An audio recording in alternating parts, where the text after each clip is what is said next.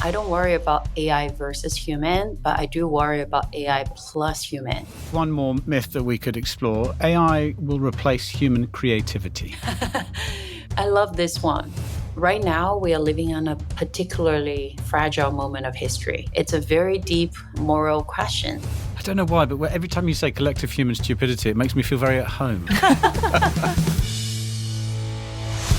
Welcome to the Being Human podcast with Amelia and Jez Francis.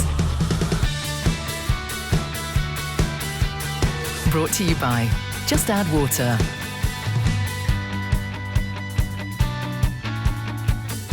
Hi, I'm Amelia Begting. And I'm Jez Francis. Welcome to the Being Human podcast, where with special guests, we explore what it means to be human in this world we find ourselves living in. Today's topic is a little different to some of our previous episodes, as instead of exploring another human experience or a feeling, we're actually going to be looking at the interaction between human and artificial intelligence. Yeah, not a day goes past without an AI-related story popping up in the news, seemingly.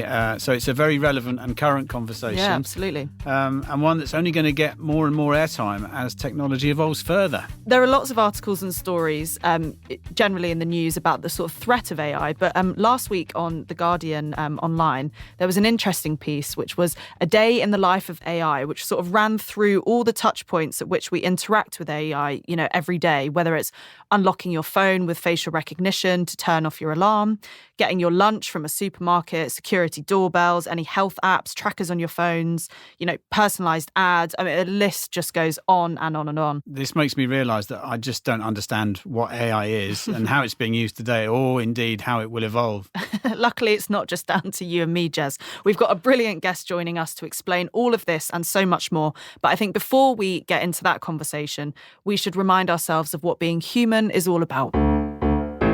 When people see me, they tend to turn away because I'm boring. Yes, boring things about me, our celebration of some of life's less exciting moments that we all experience and are part and parcel of being human. Jez, kick us off. How have you been particularly boring this week? Right, so I'm in the middle of a sudoku crisis. How does that sound? Excellent. Keep going. So on the train into London every morning, in the past, I've always been able to do the Metro newspaper, the free newspapers, quick crossword, and then the easy, moderate and challenging sudoku games. Ooh, show off. In that order. But in the last, couple of weeks or so, I've been really struggling to complete all four of them. And this has really irritated me. Oh. What's changed? I don't know is the honest answer, but it's annoyed me far more than I was expecting it to. And I feel quite stressed as I pick up the copy of the newspaper at the station, wondering whether or not today is going to be the day where I sort of, break my chain of poor results. So I have been wondering what's behind this. Yeah. Has the journey got shorter? Has the challenging Sudoku got more difficult? Because that's the one I usually struggle with. Right. Or am I experiencing some sort of cognitive decline? How did you get on this morning? Did you do it? No, I didn't. Oh. No, I didn't manage to do it either. Sorry, I asked. So given my Sudoku crisis and the angst I'm experiencing as a result of it, last week when we were out buying lunch, I spotted a copy of The New Scientist in Tesco with a feature article on the cover that was all about new insights into cognitive decline and how to slow it down. So I thought, perfect. Definitely for me. So I bought a copy. Right. And now I don't know where I've put it. For God's sake. True story. Anyway, look, we'll there we have are. to go and find it. That's boring things about me. What about you, Amelia? Well, mine is all about the world of was-gidges. Sorry. Say that again. A was-gidge. Have you heard of those? No, was-gidge. No, I haven't. Well, was-gidge is actually jigsaw spelt backwards. So I was down visiting Luke, my boyfriend. He lives in Bristol. And we spent our Friday evening, Saturday morning, and pretty much all of Sunday completing our was-gidge, which is a harder word to say than I thought it was. Anyway, what it is it's jigsaw with a twist. Instead of being provided with the image you're supposed to recreate with all the pieces in the box, you're provided with an image which is your sort of starting inspiration point. So our one was a pub, sort of old school, traditional Boozer, exactly. But our challenge was from one of the individual's perspective on the box. We were to create a pub 50 years into the future. So you don't have the image to go off of. You're not trying to piece together something that you can directly see. It's jigsawing on steroids in Oh terms my of the goodness challenge. me, it's hurting my brain. Sounds like Yes. some AI might help, actually. Well, I think that would shortcut the process and probably take out the fun of it. But it takes an incredibly long amount of time to do. You're trying to piece together on ones that have similar colours. You don't know what your final picture is going to give you. And that end result, when you finally get that, it was weirdly satisfying. Yeah, some might say boring, but we had a really wonderful time. So there we have it, boring things about me.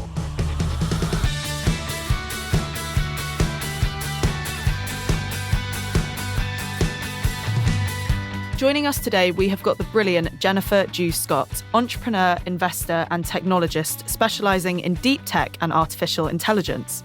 Jennifer was one of Fortune's the most influential businesswomen in China in 2021 and was a Forbes top 50 women in tech in 2018 and a co-chair of the Fortune Global Tech Forum in 2019. Her TED Talk, Why You Should Get Paid for Your Data, has had over 3.3 million views. Jen, welcome to the Being Human podcast. Thank you so much for having me, Amelia. Great to be here. Jen, thank you for joining us. Before we throw ourselves into your world, we thought we'd ask you a few questions to get to know you a bit better first. Absolutely. Jen, what's the favourite app on your phone at the moment and why? Good question. I don't like most of the apps, but I do love photos on my iPhone because especially now they bring out some of the old pictures on your phone. I think once the past is past and future is not here and all we have is really the memories. So especially with my kids, looking at those old pictures, I think that's my most cherished. That's my life. So that's my favorite apps. Most of the other apps on my phone, I feel like it's a burden. It takes away a lot of my attention from the nature, from myself, from people around me. Is that something that sort of plays on your mind when you're using technology? It does. We have arrived to the point where just being human and experience that moment without any assistance of any technology is an effort. And whenever there's something exciting happen, our immediate instinct is often take up our phone, take a video or take a picture, because guess what? If it's not posted on social media, it did not happen.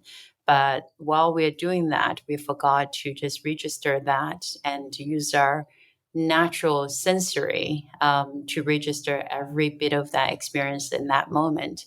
And if it's fleeting, and the fleeting nature of self is a beauty as well. So I think we forgot about that. So I'm very conscious about how technology is competing our attention and our time. Jen, what has made you smile this week? I just had a very long trip in Middle East, and I feel exhausted. Coming home to see my two girls, they give me a big hug, and especially teenage girls, they, not very good at expressing their emotions or prefer not to express the emotions. But after this long trip, I came home and they give me a big hug and say, "Mom, I really missed you." Nothing beats that. So that gave me a big smile. How long were you away for? I was away for 10 days. Felt longer because, how exhausting that trip was. What did you want to be when you were growing up? I was living in a very remote, very rural area in West China at the foot of Himalaya in Sichuan. And so we were really ignorant and uninformed, and I had no idea what the outside world looked like. I had no idea about, all these different occupations that's so normal in the Western world. So when I was a kid, I just really want to become a teacher, because once you become a teacher, you have unlimited access to chalks, and you can use all the different colored chalks. That was my dream. So I love that. but of course, I think my generation grew up in mainland China. Not only we're the luckiest generation in China, we probably, the luckiest generation in the entire human history. Our upbringing overlap with China's extraordinary transformation. The type of wealth building usually takes about 300 years, 400 years, condensed into 40 years in China. And that's basically our life. Yeah. So anything, we thought was relevant when we were a kid became completely relevant as we grow up. And somehow I lived this whole life in one body, as me. When you have this kind of experience, your mindset is very, very different, right? You don't assume things going to stay the same. Your assumptions that things will always change. And I think in the world we live in today, that's a good place to be in terms of attitude. Jen, let me ask you, if you were marooned on a desert island and were allowed to bring 3 items with you, what would they be and why? Am I allowed to bring a sailor? That's very good. I think if it's on my own, I will bring a magnifying glass to start fire, a large Swiss Army knife, and I will need a very robust container that I can use to capture water. That's very practical, isn't Yeah, it? survival instincts kick in. And what about from a spiritual point of view? What would you take with you to keep your mind ticking over? I will bring a very handsome sailor. Isn't that spiritual? Certainly, yeah. That's the most honest answer we've ever had, isn't it? Tremendous. Jen, if you could have a conversation with your younger self, what would be a piece of advice that you would give to her? Steer clear of sailors.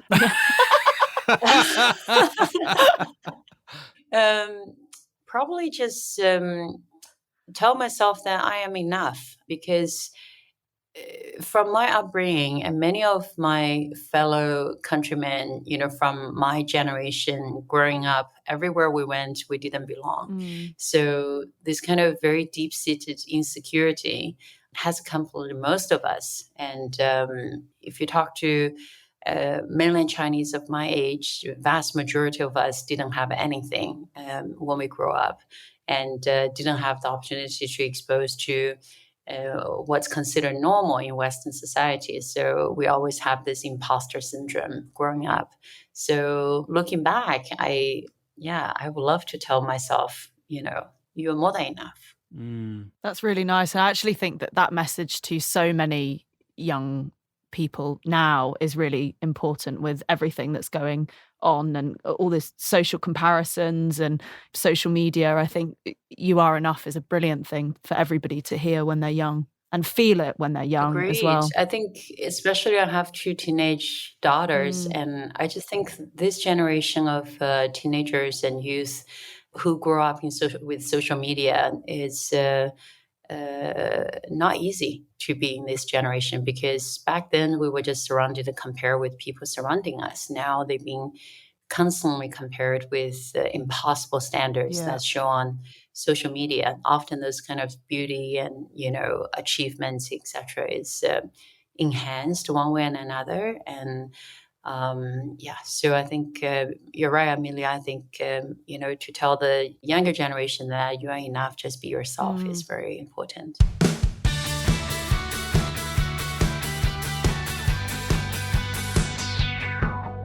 Should we move on to talk about the world of technology and how it interacts with us as human beings? So, Jen, could you tell us a little bit about your story? How did you get to where you are today? I grew up in a family where my dad was engineer, and he's more specifically telecom. So back then, telecom engineer also means very hands-on, really building, fixing the power lines, fixing all this hardware problems for landline telephones. So I grew up in the environment where there were always tools. My dad and my brothers taking things apart and putting them back together, and I was part of it. So I feel very comfortable with technology or mechanics. And then when I went to university, I studied applied mathematics. And once you have this kind of foundation, especially today, if you look at some of the most cutting edge technologies coming from AI or blockchain, ultimately they're math. So if you could have that kind of foundation, then it becomes very natural to look into neuroscience as a result of try to understand how machine process information and think, you need to really understand how human brain to process information and think. So my life has been a series of rabbit holes that, some of them I was able to pull myself out. Others, I've been there in years and could not get myself out. Like Alice in Wonderland. Yes, a bit. So curiosity is the hallmark of how you see things, is it? I think so. We have to be curious about life, about everything that's happening around us, about all the possibilities. It's also fun. When you see something working, don't you want to understand how that works, why the other way doesn't work? How did we get here? What was the history and thinking behind it? Who figured this out? Is infinitely fascinating. To me, I think staying curious is such an important part of our life. And I'm glad I have the means and also have the bandwidth to get into all these rabbit holes that I love so dearly. Jen, until we booked you to speak at one of our clients' recent global leadership team events, when I saw you speak, I will admit I didn't know a huge amount about AI. Could you just explain a little bit about what artificial intelligence is in really simple terms? Sure. Many people think AI is a new thing, but the concept actually has been with us since 1950s, since Alan Turing conceived the idea of synthetic intelligence, not coming from our brain, but coming from computer. Essentially, artificial intelligence, even today, is a simulation of a thinking process using a large set of data.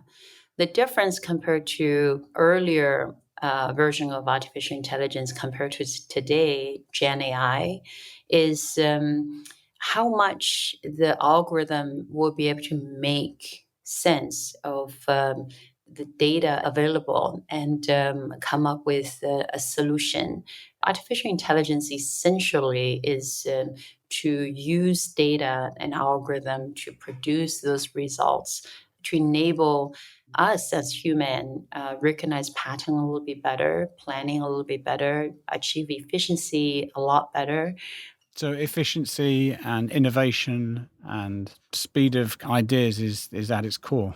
I think at its core, if we compare the human intelligence and the machine intelligence for a second, human intelligence is a result of 4 billion years of unbroken biological chain that we gradually evolve. And if you think about as human, our brain, from the moment we were born to the moment we die, we constantly taking infinite types of data. There's sound, there's voice, there's relationship between sound and voice, and there's color, there's texture, there's emotion associated with this data, and sometimes we memorize those data, sometimes we process those data, and sometimes we solve solutions with those data. Machine intelligence ultimately is still very much from calculating 0 to 1s. So ultimately, that's still the case. So often with traditional AI, you also need to give a predetermined algorithm to say, I want you to do this, right? So for example, for one of the most advanced AI companies in the world based in London, DeepMind, one of the most important breakthrough in AI was in 2016, they developed AlphaGo and AlphaGo Zero that not only just defeated a human Go player champion, but also defeated itself as playing Go games. So now AlphaGo Zero is unchallenged champion, absolute champion in the world in terms of play Go game. But AlphaGo Zero cannot do anything else, right? We as human, none of us on this podcast can play, Go champion, but we can learn practically everything. Anything that's thrown in front of us may take some time, but we will be able to learn. We'll be able to process. So I think fundamentally, human intelligence and machine intelligence is so different that for machine, the biggest advantage is that it can process inhumanly possible amount of data and be able to recognize pattern, find a solution. So because of this fundamental difference between how machine intelligence and human intelligence work, it makes human and machine intelligence a very natural partners. Yeah. Instead of replacing each other. Yeah. I think this is a very important principle as we adopt AI is human in the loop, right? You have to design AI in the way that not only just human always as principle, human has the right to intervene and human can give feedback, and AI cannot be the principle, it has to always follow human's instruction. So I was going to ask you about that, Jen, actually. In the news this week, there's a statement from the Centre for AI Safety that, and this is a quote, so mitigating the risk of extinction from AI should be a global priority alongside other societal scale risks such as pandemics and nuclear war. And this statement was signed by AI scientists, CEOs of AI technologies, including DeepMind, actually, I believe, and other notable individuals. So in your opinion, how worried should we be about AI? And so what needs to happen then to ensure that AI develops safely? So there are a lot of fear mongers out there talking about, AI is going to replace human, etc. I don't agree with a lot of fear mongers because whenever they talk about, AI can and cannot do, it sounds more like science fiction instead of what AI can or actually cannot do. However, having said that, I think right now we are living on a particularly fragile moment of history because the capability is running so fast and we haven't really figured out how to manage this process and who to manage this process. For human, especially international society, to get organized in a way, it always takes time and it's very complex. So what it means is that AI is relying on what the data out there that's available. And human processing information based on our culture, history, our emotion, our family ties, our upbringing, etc.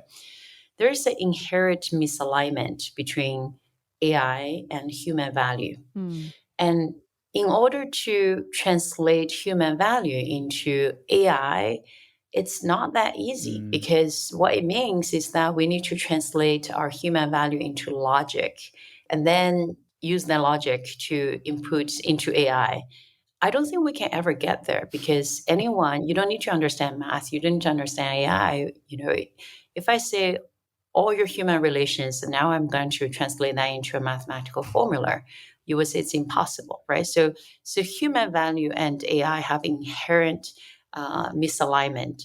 Now, the next question is how do we bridge this misalignment with regulation, with value-based leadership, with tech companies, with consumer awareness, etc.? It's not an easy task. And to get us completely organized in all this area would take some time. The problem is that right now, technically, AI is running much, much faster than that human process. So I also think it's quite dangerous in the way that I don't worry about AI versus human, but I do worry about AI plus human. So let me play probably a more extreme but not impossible scenario within our lifetime. Yeah. Let's say right now, when we look at phone, every time we have a conversation, we can remember something that, interaction with your smartphone is kind of enhancement to our thinking and memory process. When that phone becomes a chip in our brain, then that will become a very powerful enhancement for a human being, and that will have some costs associated to it. So that means not everybody will be able to access that. Yeah. So within our lifetime, at least within my children's lifetime, it's possible if we're not careful, we will have this kind of a fundamentally advanced human being that becomes superhuman. If you think my generation, for me, coming from the very bottom of the society, but because I work hard, I study hard, and I'm smart, and I will be able to get ahead. And if that happens, people in the bottom will never be able to get ahead because they're just not as smart, as fast, as healthy. They don't live longer. They have more diseases, etc. So a lot of those possibilities now right in front of us, who can say what can be done and cannot be done? And who can decide, who can set those rules? It's a very deep moral question. And I think we're at this juncture right now, we have to be very careful. Jen, can you share with us an example of AI, a practical application of it that's really exciting you at the moment? So I think the part that I'm most excited about is right now in terms of using AI in medical advancement. Recent few days, I've been reviewing a couple of companies. They use deep learning to recognize the image of a retina and use that to diagnose from Alzheimer's disease to cardiovascular diseases, diabetes, etc. So if we manage to commercialize that, basically for any of us, especially if you think about in continents like Africa, where physician to population is one in a few thousands, and mobile phone is one in a few individuals. And by scanning your retina, we'll be able to diagnose a lot of those diseases. It will be significant improvement of humanity. And all this are right in front of us right now. It's very possible, and technically it's already done. It's just a matter of how to scale. And I think that's truly, truly exciting.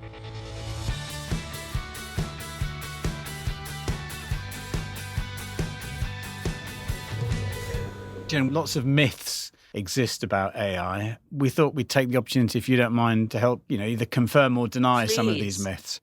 Generative AI doesn't make any mistakes. Is that true? That is so not true. That could be further from truth. So Gen AI is built on large language model. Large language model coming from pretty much social media, everything online. And one thing is consistent in our human history is our collective stupidity. So I think, being a student of math, we tested ChatGPT, many times with some contextual logic problems or math problems. It has consistently been, very bad. And it's improving. Every time we discover something, it will improve. But GPT type of products typically are very bad at math because it's based on large language model, and large language model is consensus. But good math does not care about consensus. Good math is just good math. Yeah. It could be one person is correct and the rest of all wrong, but there's also only just that answer is the right. That's interesting, isn't it? Yeah, that is interesting. I like this one as well. Gen AI is self-improving and autonomous. I don't want to say this is not so black and white for question for this. First, to debunk that self-improving, it doesn't necessarily self-improving. It's based on interaction. So, for example, ChatGPT 4 came out there was research compared to when you first launched and a few months after, the math got worse because, again, collective human stupidity. I don't know why, but every time you say collective human stupidity, it makes me feel very at home. We all are, Jess. We're all part of it. And when the AI rely on reading pattern of large amount of data, it doesn't always mean it gets better. It doesn't always mean give you the wisdom and but also I do think that generative AI has tremendous ability to learn and improve. But in terms of being autonomous, I think probably people referring to some sort of agency, like AI is become self-aware and have its agency. Again, I disagree with that. I think this could go very, very deep in terms of talk about what is conscious. Human being, we don't really understand what is our human conscious yet. We are still exploring, and it's a very deep question. So to say that AI is conscious is a very lazy assumption.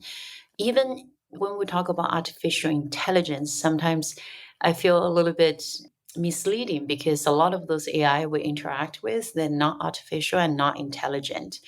A lot of those answers we get are quite silly. And I always say with ChatGPT a feature is you consistently get plausible bullshit. I'm allowed to say this word on this podcast. No, all good. Absolutely, yeah. So this one's definitely need to be debunked. Very good. Maybe one more myth that we could explore. This is one that I find particularly interesting. So AI will replace human creativity. I love this one. If you look at the history of human creativity, is the best way to predict the future. If you think about Da Vinci, when he was creating Mona Lisa, he used a lot of science, but there's a lot of accuracy. Art at that time, the job was to faithfully record what was reality. And then you look at after photography was invented, and then there was impressionism that's not necessarily realistic, but somewhat represent the real, reality, all the way to Picasso and Pollock and those kind of, modern, postmodern abstract artists. If Da Vinci had a look at Pollock's, he would think this is a piece of garbage. It's not art, right? So for us right now, in terms of what human can create right now, for us to imagine what might be created with AI would be a little bit, being Da Vinci, imagine Pollock and try to understand Pollock. So I think human will continue to create it. It's part of our nature. Yeah. One thing I love doing is to watch someone who's very creative already, how they use AI. And they use those tools completely differently. I always say that the last generation of digital economy was largely dominated by consumer internet, which is TikTok, Facebook, Twitter, etc. And what they say is that, here, this is the content. Keep watching it. We want your attention and get addicted to it. And because, this is ad revenue. The next generation of technology, I think, what I would like to call it's a creator's internet, which is a little bit like Apple, like Adobe in the last generation, and Microsoft to a certain extent. Basically, they said, human, what would you like to create? Let me help you. Let me create the better, faster, and more creative. So I think what we're about to see with Gen AI is very much this kind of creator's internet. Jen, I think we're almost out of time. Let me ask you, what would you like to really get across to people to create a shift in people's understanding and perhaps their perception of AI? I think, first of all, everybody should just learn as much math as possible. Because once you understand the fundamentals, what AI can and cannot do become much more clear, much more logical.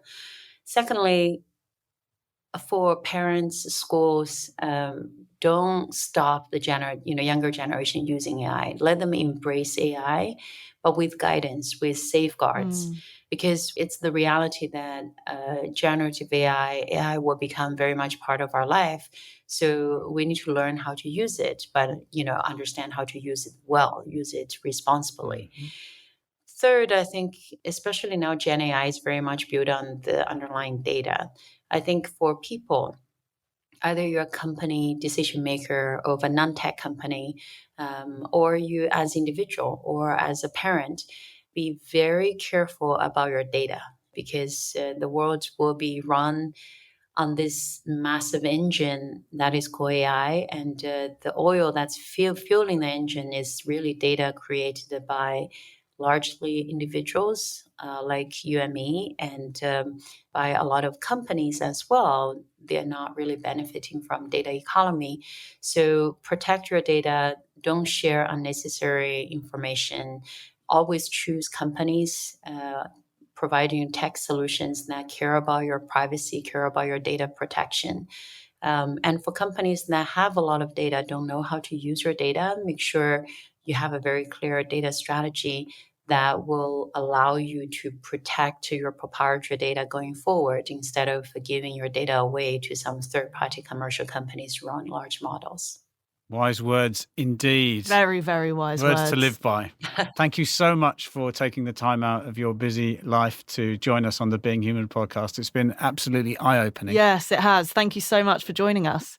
Thank you so much for having me, Amelia and Jez. It's been a pleasure talking to both of you.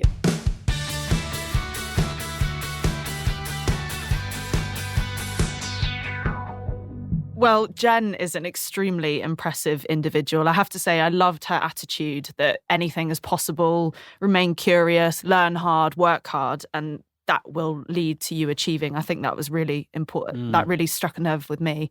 I think from a personal perspective, the message of you are enough really resonated. And I think so many more people, young people, could do with telling themselves that and have other people tell them that. So that personally resonated. But in terms of the conversation about AI, I've left that conversation with Jen feeling reassured that looking at AI in a positive way and in an excited way about what's about to happen is definitely the way forward, rather than feeling afraid. I think it's left me particularly excited about looking out for how future developments of AI could help tackle some real world problems and issues that we have. I think, Jen's examples of some of the ones within the medical field, I think will be really interesting to now pay close attention to. But what did you think? Well, I must admit, I felt more than a little bit out of my depth talking to Jen about the world she inhabits. But then I suppose, given that it's an area that's challenging some of the smartest people on the planet, that's probably to be expected. Yeah, I did spot your confused face a couple of times through the conversation, but I think we held it in and we kept it going, so it was Blockchain. Good. Yeah. Did you see the look of panic on my face? What a fascinating topic, though, and very closely linked to what it means to be human. Like many people, I suspect, in my mind, I envisage a sort of rise of the machines Terminator scenario when I hear stories about the existential threat of AI and the danger that it presents. It hadn't occurred to me that perhaps the more real danger is the potential widening of the gap between humans that have access to technology and all the opportunities that brings and those that don't. So that I thought was quite profound actually for me. Definitely. The other thing that struck me as a real positive was the power that AI will bring to human creativity. So we have some big challenges as humanity to address, whether that's climate change, health, education, food production, migration of people and so on. Using AI to sort of safely drive innovation in those areas has got to be a good thing, to my mind. But yeah, really, really thought-provoking. Well, that's all from us for another episode of the Being Human podcast. Thank you all so much for listening. If you did enjoy this episode, then please do hit the like button, follow button, and give us a review on whatever platform you are using. Yeah, we'd love to hear from you, our listeners. So if you have any suggestions on topics you'd like us to explore, or if you'd like to be a guest, or if you want to talk to us about the work we do at Just Add Water, just get in touch. We'd love to hear from you. You've been listening to the Being Human podcast. Brought to you by Just Add Water. Nurturing individual brilliance, forging collective strength.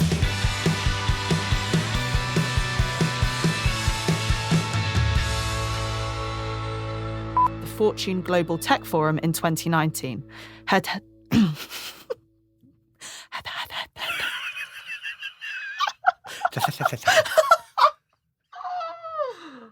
Could you? I was concentrating so hard. Can you hard. snippet that out and send it to me? I want that for when an email arrives.